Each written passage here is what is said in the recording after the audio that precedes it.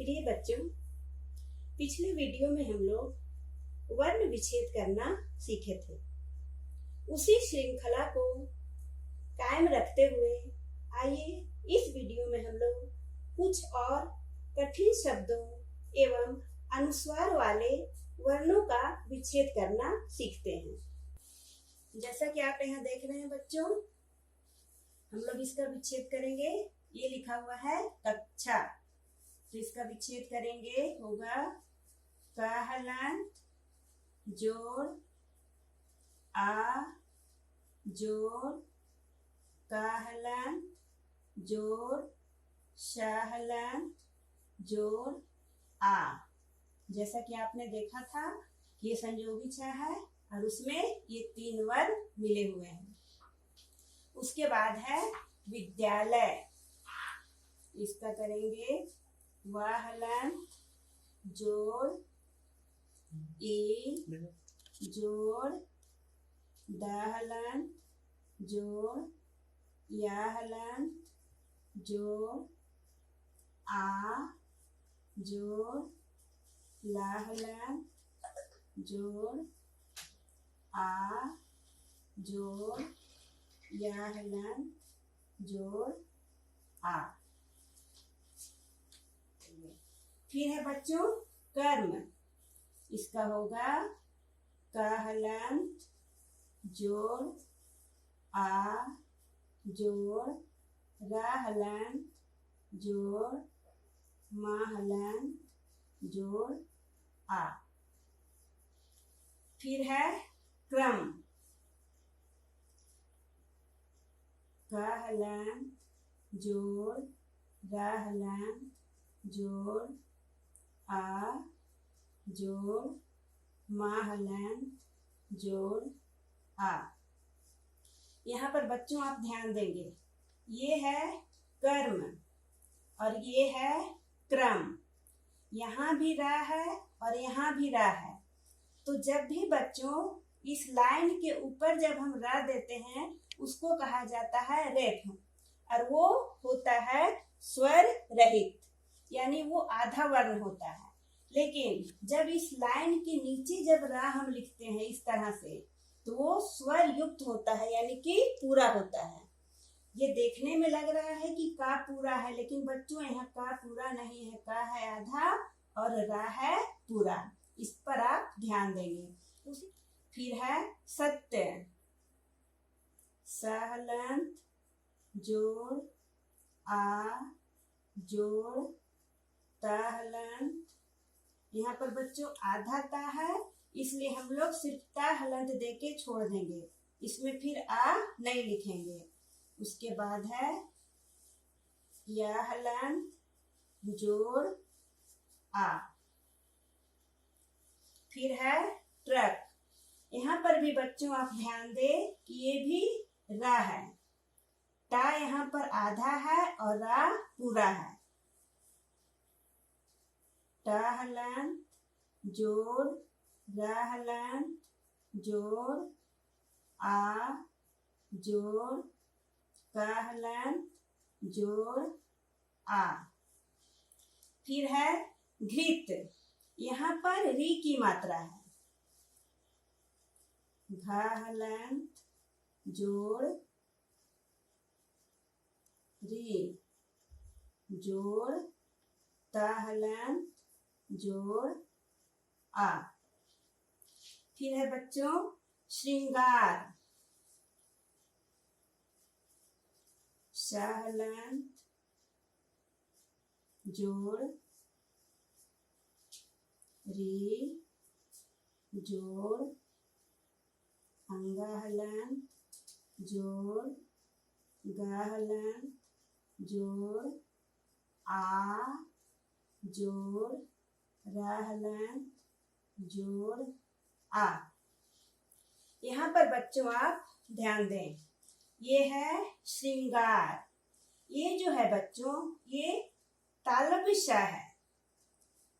पहले के जमाने में तालव्य श इस तरह से लिखा जाता था, और इसी पर अगर हम ये री की मात्रा लगाते हैं तो ये होता है श्री। ये बच्चों ध्यान दीजिएगा, इस तरह से नहीं होगा, ये गलत है। श में री की मात्रा इस तरह से होगा और ये बनेगा श्रृंगार। और यहाँ अनुस्वार है और उसके बाद ग है, इसे मैं और बाद में बताऊंगी बच्चों।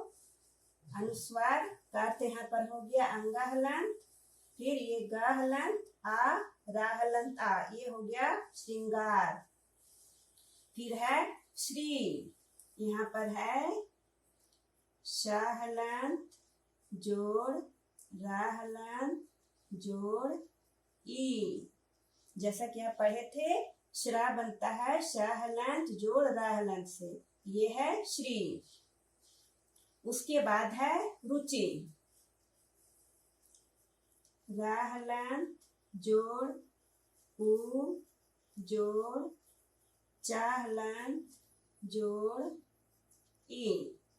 फिर है रूपक, रा हलंत जोड़ ऊ जोड़ पा हलंत जोड़ आ जोड़ का हलंत जोड़ आ। यहाँ पर आप ध्यान दें, रा में बच्चों जब हम ह्रस्व ऊ की मात्रा देते हैं तो इस तरह से लिखते हैं, जैसा कि आप यहाँ देख रहे हैं। और जब दीर्घ ऊ की मात्रा देते हैं तो इसे घुमा कर लिखते हैं, जैसे कि रूपक, यहाँ दीर्घ ऊ की मात्रा है रा में, लेकिन रुचि यहाँ पर रा में ह्रस्व ऊ की मात्रा है। यहाँ पर आप ध्यान देंगे, लिखने का ये रूप है, इसे आप समझेंगे।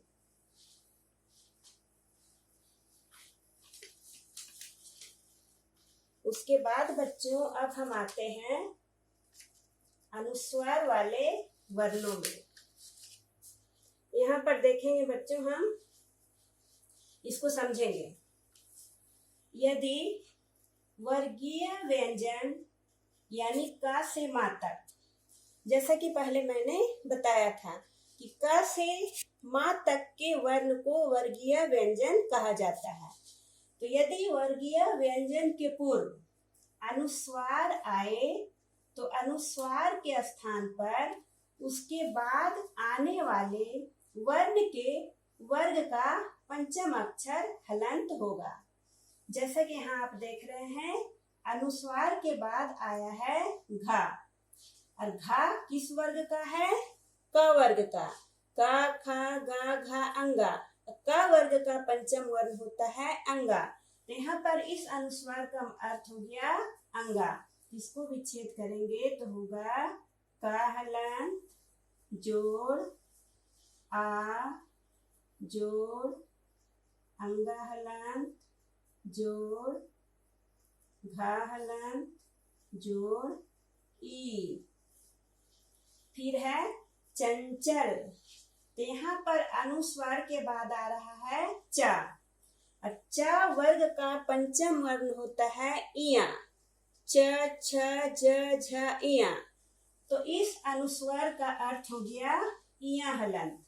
इसका विच्छेद होगा चा हलंत जोड़ आ जोड़ इया हलंत जोड़ चा हलंत जोड़ आ जोड़ ला हलंत जोड़ आ।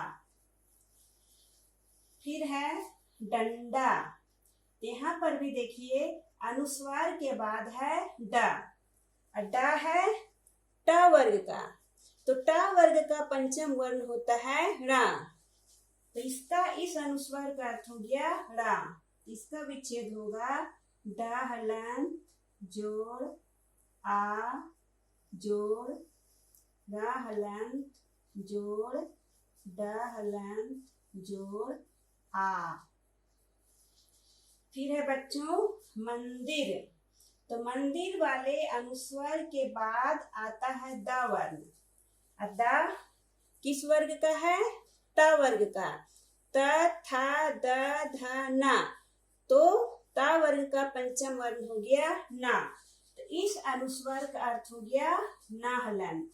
इसका विच्छेद होगा मा हलंत जोड़ आ जोड़ ना हलन जोड़ द हलन जोड़ ए जोड़ र हलन जोड़ आ। फिर है चंपक, तो अनुस्वार के बाद आ रहा है प, तो प वर्ग का पंचम वर्ण होता है म। प फ ब भ म, तो इस अनुस्वार का अर्थ हो गया म हलंत। इसका देखिए च हलंत जोड़ आ जोड़ म हलंत जोड़ प हलंत जोड़ आ जोड़ क हलंत जोड़ आ। ये हो गया बच्चों वर्गीय व्यंजन से पूर्व आने वाले अनुस्वार का।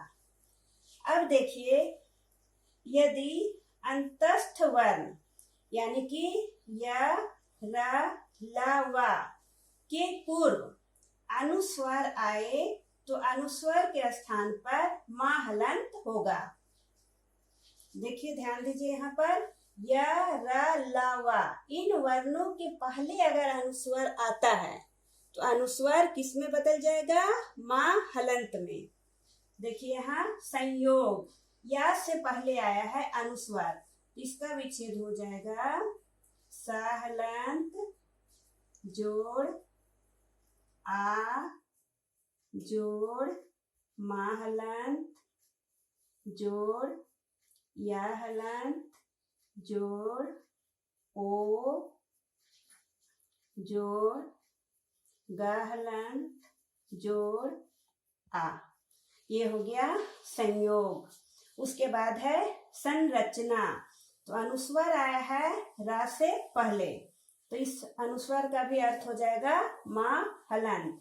देखिए इसको कैसे करेंगे, स हलंत जोड़ आ जोड़ म हलंत जोड़ र हलंत जोड़ आ जोड़ च हलंत जोड़ आ जोड़ न हलंत जोड़ आ। उसके बाद है संलाप, यहाँ भी ला से पहले आया है अनुस्वार, तो यहाँ भी म हलंत हो जाएगा। स हलंत जोड़ आ जोड़ म हलंत जोड़ ल हलंत जोड़ आ जोड़ प हलंत जोड़ आ। फिर है संवाद, संवाद यहाँ भी वा से पहले आया है अनुस्वार, तो स हलंत जोड़ आ जोड़ म हलंत जोड़ व हलंत जोड़ आ जोड़ द हलंत जोड़ आ। यहाँ कह रहा है कि यदि ऊष्म वर्ण यानी श स स और हा के पूर्व अनुस्वार आए तो वह अनुस्वार ही रहेगा, किसी पंचम अक्षर में परिवर्तित नहीं होगा। जब ऊष्म वर्ण के पूर्व यानी तीनों स और हा के पूर्व अनुस्वार आता है तो वह किसी पंचम वर्ण में परिवर्तित नहीं होगा, वो अनुस्वार ही रह जाएगा। तो देखिए इसका विच्छेद कैसे होगा। हंस, सा से पहले आया है अनुस्वार, सा है ऊष्म वर्ण, तो ये हो जाएगा हा हलंत जोड़ अंग जोड़ सा हलंत जोड़ आ। फिर है वंश, तो ये भी श से पहले आया है, इसका हो जाएगा व हलंत जोड़ अंग जोड़ श हलंत जोड़ आ। फिर है संसार, स हलंत जोड़ अंग जोड़ सा हलंत जोड़ आ जोड़ रा हलंत जोड़ आ। फिर है संहार। हा भी बच्चों उष्म वर्ण है, तो यहाँ भी अनुस्वार ही होगा। सा हलंत जोड़ अंग जोड़ हा हलंत जोड़ आ जोड़ रा हलंत जोड़ आ। फिर है कंस। इसका होगा का हलंत जोड़ अंग जोड़ सा हलंत जोड़ आ। अब है बच्चों कि यदि अनुस्वार शब्दों के अंत में आए तो अनुस्वार के स्थान में मां हलंत होगा। किसी भी शब्द के अंत में अगर अनुस्वार आता है तो वह मां हलंत में परिवर्तित हो जाएगा। जैसे यहाँ पर है अहम, इसका हो जाएगा आ जोड़ हा हलंत जोड़ आ जोड़ मां हलंत।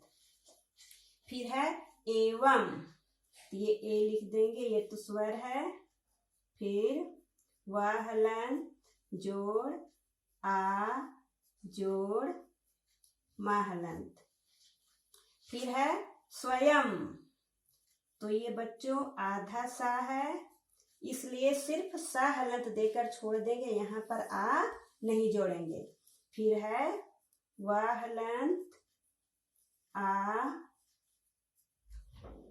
या हलंत आ। फिर है मां हलंत। फिर है शिवम, इसका हो जाएगा शा हलंत जोड़ ई जोड़ वा हलंत जोड़ आ जोड़ मां हलंत। फिर है सुमम, सुमम का हो जाएगा सा हलंत जोड़ ऊ जोड़ मां हलंत जोड़ आ जोड़ मां हलंत। तो इस तरह से बच्चों अनुस्वार वाले वर्णों का वर्ण विच्छेद होता है। यहाँ पर बच्चों मैं एक बात बताना चाहूंगी कि हिंदी भाषा में वर्णों के मानकीकरण के लिए पंचम अक्षर के स्थान पर अनुस्वार का ही प्रयोग किया जाता है और यही मान्य है। लेकिन संस्कृत भाषा में अभी भी पंचम अक्षर ही मान्य होता है। जैसे यहाँ पर आप देखिए,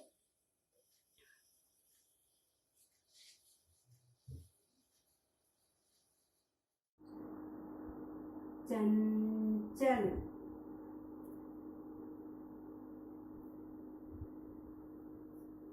मंजर,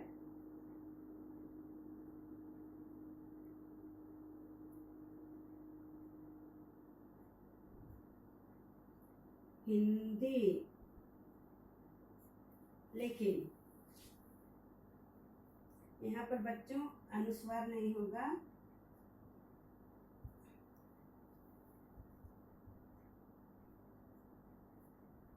हिंदी, लेकिन जब इसे हम हिंदी में लिखेंगे तब होगा चंचल, इस तरह से अनुस्वार लगाकर। मंजर और हिंदी,